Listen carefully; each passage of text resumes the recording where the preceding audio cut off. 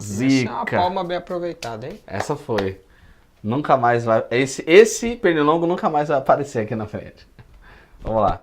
Morreu. Nesse vídeo, pessoal, vamos falar sobre a arquitetura cliente e servidor. É um dos assuntos mais importantes porque é um conceito fundamental para entender por que o PHP roda do lado do servidor e por que algumas linguagens, por exemplo, o JavaScript, normalmente roda no lado do cliente. Ou nos dois, né? Ou nos dois, com Node.js. Mas é importante a gente entender essa divisão entre o que é o cliente e o que é o servidor. Se você nunca programou, nunca desenvolveu nenhum site ou nenhum programa, nenhum sistema, não se preocupe. Nessa parte introdutória nós estamos levando isso em consideração. Se você já é um programador e nunca programou para web, é uma forma diferente de pensar. Porque quando você programa um software executável, por exemplo, você programa eventos, então programa o clique do botão, programa uma interação de tela e assim Às por diante. vezes, né? Normalmente o seu servidor é só o banco de dados. Exato. Então, imagina que agora a linguagem vai estar no banco de dados também, né? Se você já é programador.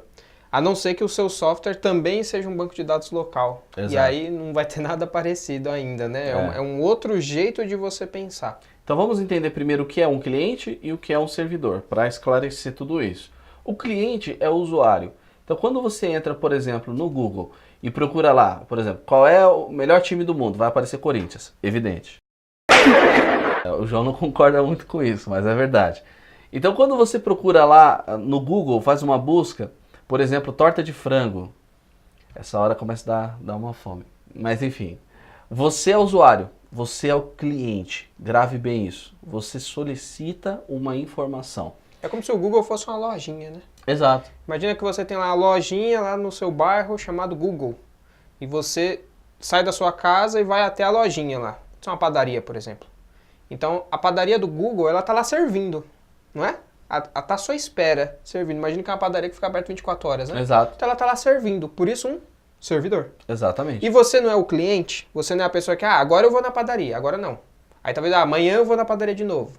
E aí você vai lá e faz um pedido. Exato. Uma ou solicitação. você e várias outras pessoas.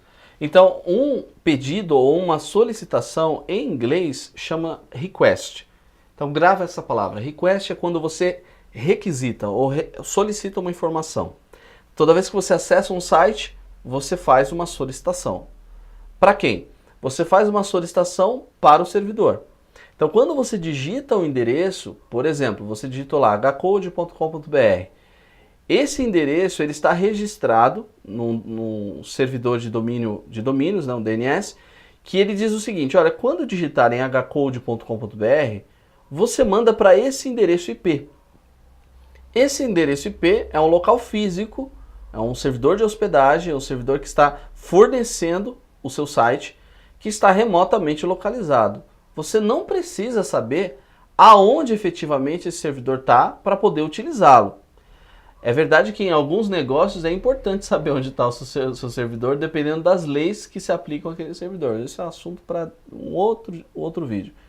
Mas você não precisa saber aonde está fisicamente o seu servidor, mas ele precisa estar disponível na internet.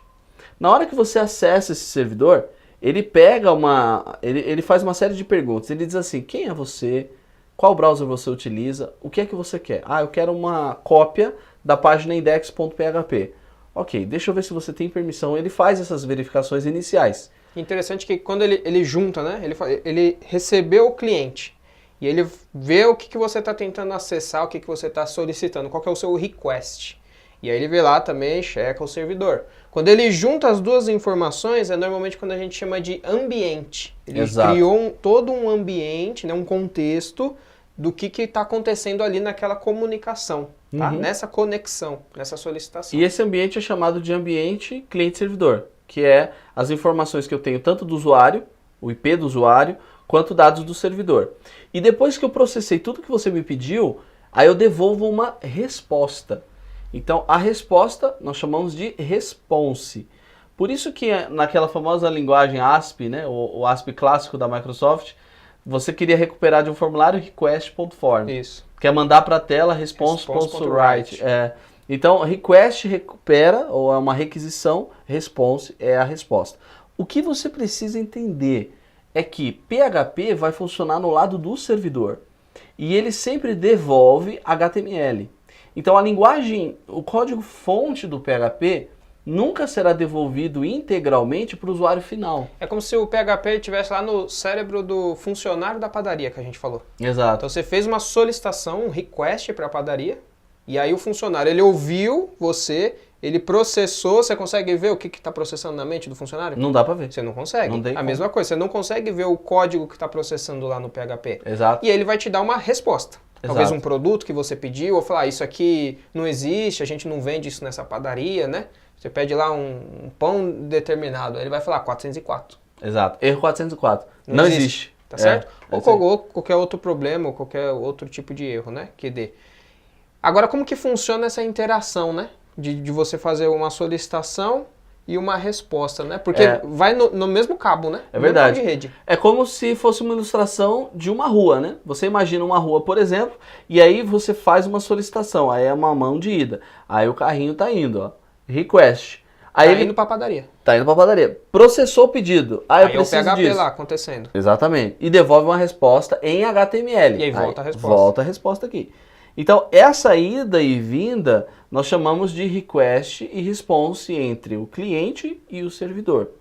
E aí, se você entender esse conceito, é muito importante, porque toda vez que você estiver trabalhando, principalmente quando for lá na parte mais avançada, né, de REST API, aí você vai... sessões, né? Sessões, você Imagina vai trabalhar assim, muito. Só pra você ter uma ideia de sessão, né? Imagina que seu carrinho foi lá na padaria e solicitou, me vê aqui um pão, um leite, assim por diante. E ele te respondeu com pão, com leite, que foi o que você pediu.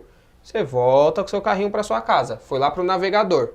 Chegou no navegador, você viu, poxa, eu pedi o pão aqui, o leite, eu queria leite integral, ele me mandou desnatado. Aí lá vai você de novo lá na padaria de novo. Aí você chega lá no funcionário da padaria e fala, lembra de mim?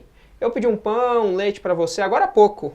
Né? Não faz nem 20 minutos. A sessão está ativa. A sessão está ativa, o funcionário ainda lembra de você. Realmente, agora há pouco você pegou aqui um leite, então aí você me deu o leite desnatado, eu queria integral. Ah, verdade, desculpa. Ele vai lá, resolve, ele ainda lembra de você. Então a sessão ainda está ativa lá no servidor. Exato. E aí lá vai você agora de novo para o seu navegador, né? Lá, processar, mostrar na sua casa, no caso. Exato. Né? No seu home, localhost, o que está acontecendo lá, o que você trouxe de volta. Gravou bem? Então, cliente é usuário e nós temos vários. Servidor é onde fica o nosso site. Então, o servidor você vai configurar ou instalar o PHP no servidor.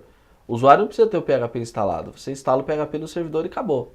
Quando esse ambiente, o cliente e o servidor estão fisicamente no mesmo lugar, isso acontece muito em empresas.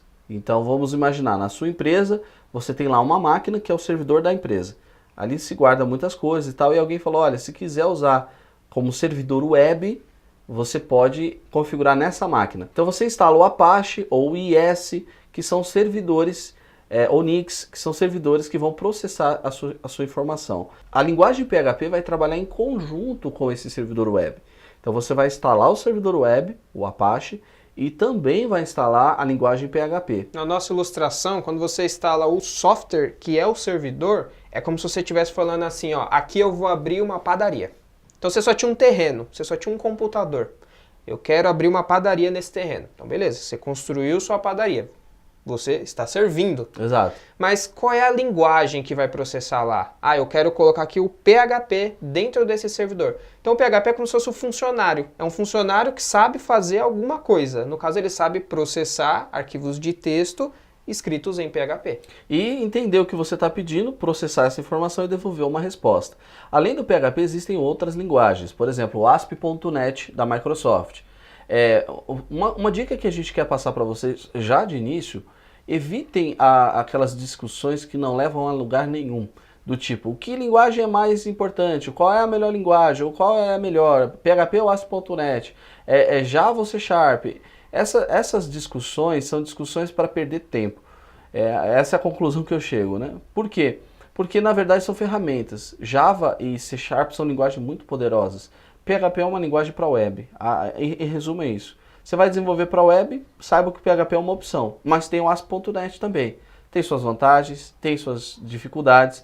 E essa questão de qual é a melhor linguagem é aquela que você sabe. É aquela que você sabe construir soluções. E todas elas, uma vez que está na web, né, tanto o .NET para o ASP, Também tem o JSP no Java, tem o PHP, tem outras, né? O Python dá suporte também, Node.js e assim por diante. Ruby on Rails. Todas elas vão funcionar na mesma arquitetura cliente-servidor. Funciona do mesmo jeito. Sempre. Você vai fazer o request, você vai ter um response como retorno. Por exemplo, no caso, você tem linguagens como o Ruby, que você vai ter o Rails como framework, você vai ter o Python, você tem o Django, você tem lá o Java com o JSP. Então, toda linguagem tem a sua variação web, tem o seu recurso que trabalha nessa arquitetura. O que nós queremos que você entenda é que, se você quiser conhecer outras linguagens de programação, ótimo, mas discutir sobre essa melhor ou aquela melhor e tal, não leva a muito lugar não. É melhor você se concentrar em desenvolver soluções. Uma vez um aluno falou uma coisa interessante, ele disse assim, no final das contas, o cliente te traz o problema e ele quer ele resolvido, né? Se você vai usar um martelo amarelo ou um martelo de aço, né, de cabo de aço, ele não quer saber, desde que resolva, né? Então vamos tentar pensar nessa linha de raciocínio. E uma coisa importante com relação a isso é você gravar o seguinte, que toda vez que o usuário solicita informação e você devolve essa informação, a forma como isso será apresentado na tela é a parte front-end que resolve.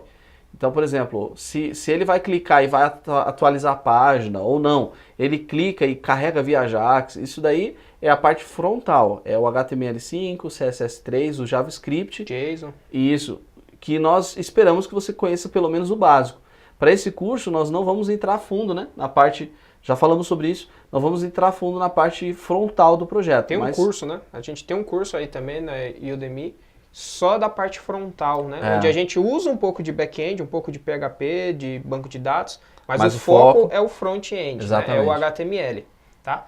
Outras respostas que o servidor tem são padrões, né? Por exemplo, como a gente falou aqui, o JSON é um padrão de você dar uma resposta, organizar o conteúdo ali que você está retornando, tem o XML e assim por diante. Padrão de comunicação. Você pode responder como CSV, enfim, você responde do jeito que você quiser. Tudo é texto, né? Tudo são caracteres. O mais comum é você responder em HTML, por isso que a gente fala, o PHP ele vai responder, vamos dar um eco aqui de uma tag, alguma coisa do tipo. Quando você vê isso nas aulas, a resposta padrão é HTML. É HTML, tá bom? Então nessa aula nós falamos um pouquinho mais sobre o que é a arquitetura cliente e servidor e onde é que o PHP entra em tudo isso. Então na próxima aula nós continuamos falando de PHP. Até a próxima aula. Até lá.